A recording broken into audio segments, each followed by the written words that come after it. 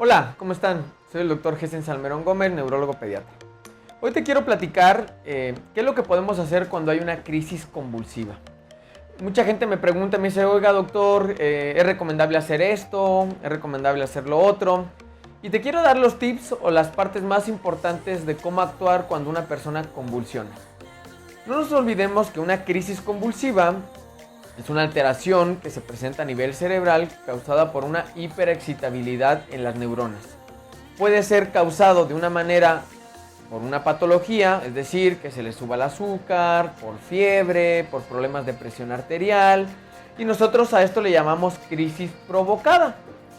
En cambio, una crisis epiléptica es donde ya tenemos la predisposición, es decir, el cerebro sin la necesidad de ningún otro factor, llámese la cuestión de la fiebre, del azúcar, de la presión arterial, algún golpe, etcétera, convulsiona por sí solo. Es decir, hay una sobreexcitabilidad cortical y esto es porque el cerebrito por sí solo viene trabajando de manera inadecuada.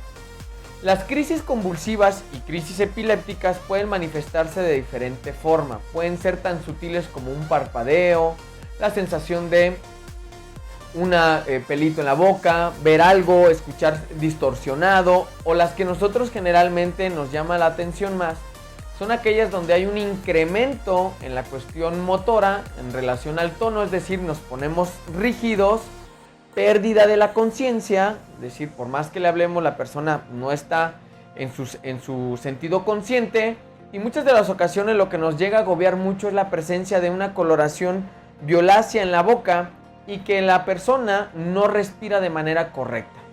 Esto indiscutiblemente a nosotros nos genera una alerta porque asumimos que el paciente, al no estar respirando de manera correcta, pues puede morir. Te quiero decir que no es así. La verdad es que ninguna persona muere por presentar una crisis convulsiva o una crisis epiléptica. Sí puede tener efectos importantes o adversos si la persona tiene un evento y va manejando, pues indiscutiblemente puede tener un accidente y este accidente puede ser fatal. O va en una moto o utiliza alguna herramienta como una motosierra o una sierra, pues indiscutiblemente puede tener un efecto secundario importante. Sin embargo, pues esto no sucede de manera habitual. Es por eso que te voy a dar los tips que son importantes cuando se presenta una crisis convulsiva, de la que nosotros llamamos tónico-clónica generalizada. Es decir, donde pierde la conciencia, donde se cae la persona, incrementa el tono, se pone rígido y hay una coloración violácea en lo que viene siendo la boca. La parte más importante de este tipo de crisis es, 1, no alarmarme. En la medida de mis posibilidades, tener la calma, porque si yo me alarmo, difícilmente voy a poder tomar decisiones correctas.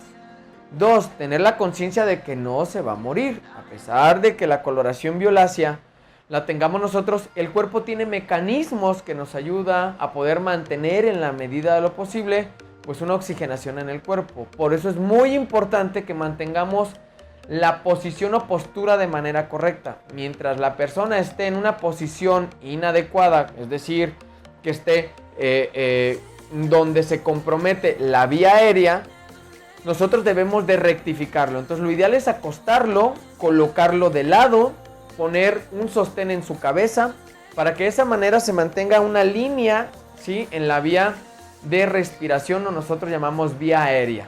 2, no hay que obstruirla, por lo tanto, no debemos de colocar nada en la boca, ni colocar nuestras manos, ni colocar un lápiz, ni colocar un trapo, ni colocar nada, porque nosotros ahí estamos obstruyendo la vía por donde puede entrar el aire, y aparte puede haber aspiraciones. Entonces, si yo le coloco un lápiz y con la fuerza que tiene lo muerde, genera una estilla, inconscientemente puede aspirar esa estilla y nos puede generar una dificultad.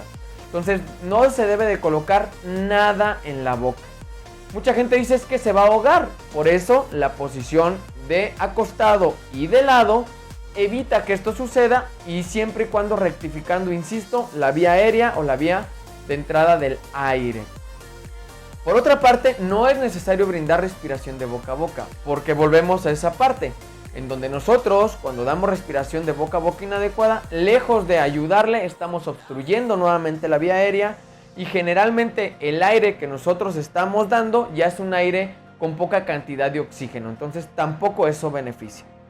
Mucha gente dice, oiga doctor, ¿le podemos colocar alcohol? ¿Sí? Para que lo pueda respirar y de esa manera recupere la conciencia más rápido. La respuesta es no. El cuarto tip es no colocar ningún tipo de inhalante. No va a beneficiar en nada. Al contrario, si nosotros colocamos como alcohol, es un inhalante irritable y que lo único que nosotros vamos a favorecer pues es incomodidad o molestia. Entonces no es sugerente el dar ningún tipo de inhalantes.